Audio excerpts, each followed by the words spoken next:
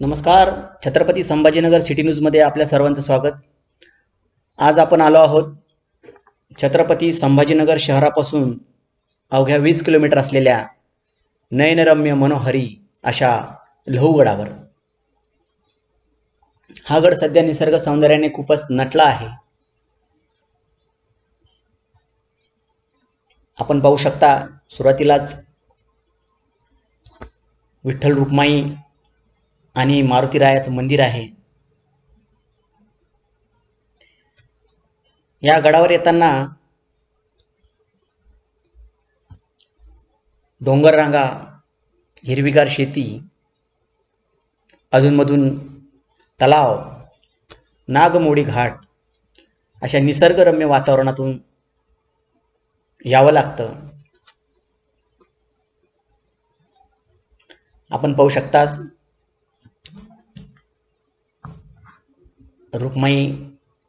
विठ्ठल रुक्माईचं मंदिर,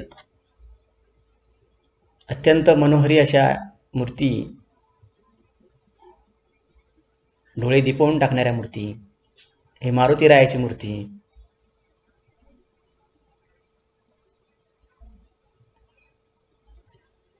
अत्यंत सुबक आणि सुंदर असं मंदिर. आपल्याला गडावर जाण्यासाठी या जुन्या नव्या पायऱ्या चढून जावं लागतं. पायऱ्या चढून वरती जाऊ तसतसे भोवतालीचे निसर्गरम्य वातावरण नजरेस पडतं.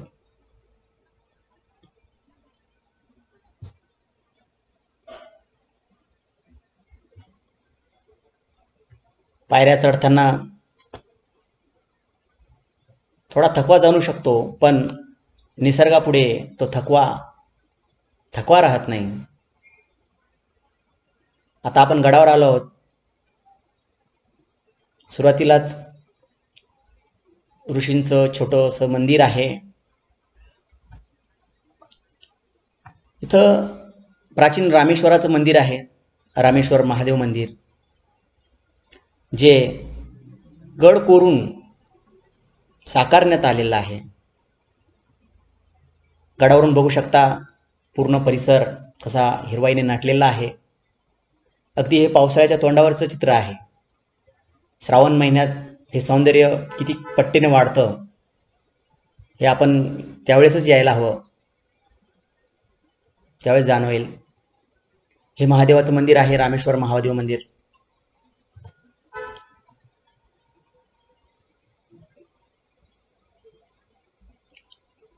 मंदिराबाहेर दक्षिणमुखी गणपती मंदिर आहे. मंदिराला लागून हे पश्चिम बाजूला वरती पाण्याचं कुंड आपण बघितलं, जे स्वच्छ आणि गार पाण्यानं भरलेलं असतं कंटिन्यू. हे दक्षिणमुखी गणपती मंदिर. आपण मंदिरात प्रवेश केला आहे. इथे वाल्मिकी ऋषींची मूर्ती ठेवण्यात आलेली आहे.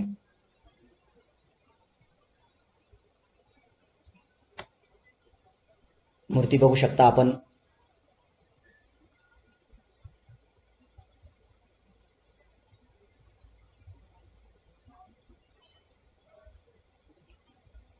दक्षिण दिशेला ही राम, सीता, लक्ष्मणाची मूर्ती आहे.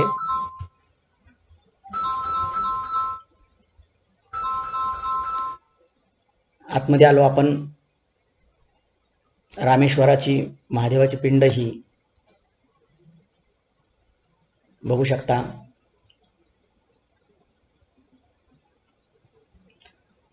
गाभारा पूर्वमुखी आहे.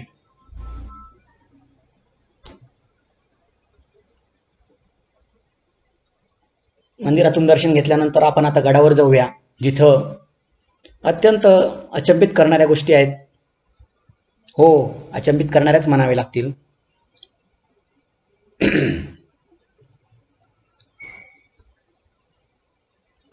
दगडी पायऱ्यांनी आपल्याला चढून जावं लागतं.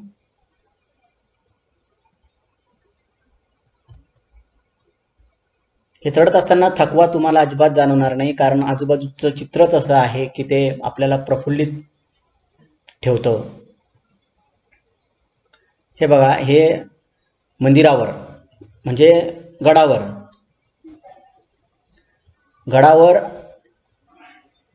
दगड खोदून 8 पाण्याचे तळे साकारण्यात आलेले आहेत. हे कुणी साकारले, कधी साकारले याचं अद्याप समोर आलेलं नाही माहिती, पण अत्यंत प्राचीन असे हे तळे आहेत गडावर. त्यातील 2 तळ्यातील पाणी हे स्वच्छ आणि पिण्यायोग्य आहे. हे पाणी भाविक तीर्थ म्हणून पितात. हे एक निसर्गाचं अद्भुत असं रूप आहे जे आपल्याला याच ठिकाणी पाहायला मिळतं. कारण गडावर पाण्याचे टाके असे फार कमी गड आहेत जिथे पाण्याचे टाके आपण बघू शकतो.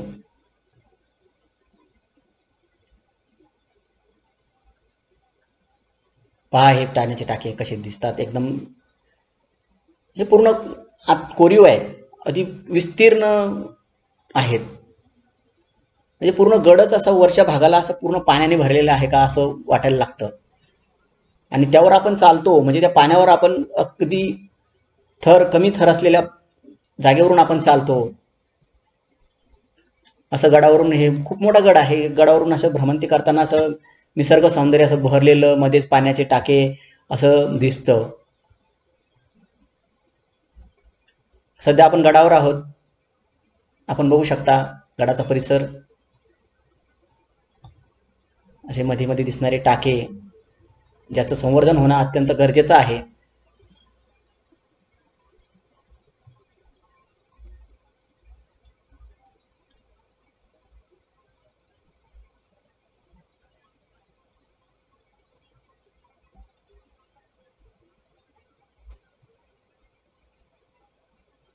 हे मंदिर रामेश्वर मंदिर रामकालीन आहे. इथे रामाने शिवलिंगाची स्थापना केल्याची आख्यायिका आहे. म्हणजे आपण जे रामेश्वर मंदिर बघितलं खाली महादेवाची पिंड, ही रामाने स्थापन केली असं आख्यायिका आहे.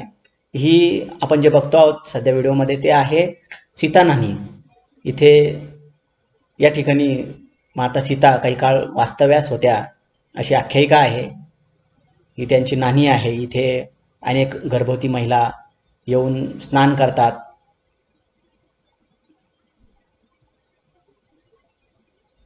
आपण बघू शकता आतमध्ये बघा किती नितळ पाणी आहे. अगदी तळ दिसतो त्या पाण्यामध्ये. पाण्यामध्ये तळाशी असलेली नाणी आपण बघू शकता. अगदी नितळ पाणी, नितळ क्षार पाणी म्हणता येईल. बघा कसं नितळ आहे. अगदी पिण्यायोग्य पाणी शुद्ध असू शकतं, पण या ठिकाणी आता आंघोळी वगैरे होत असल्यामुळं लोक पित नाहीत, पण सोबत घेऊन जातात. असा गड. नमस्कार. या गडावर जाण्यासाठी 3 मार्गांवरून जाता येतं. यात पळशीवरून अंजनडोह, म्हणजे त्याआधी आंबेडकर चौक, पळशी, अंजनडोह आणि लहुगड. छत्रपती संभाजीनगर जाताना चौका इथूनही जाता येतं. चौकाहून अंजनडोह, तिथून लहुगड. आणि अजून एक तिसरा मार्ग आहे जो छत्रपती संभाजीनगर, करमाड, लाडसावंगी, अंजनडोह आणि लहुगड.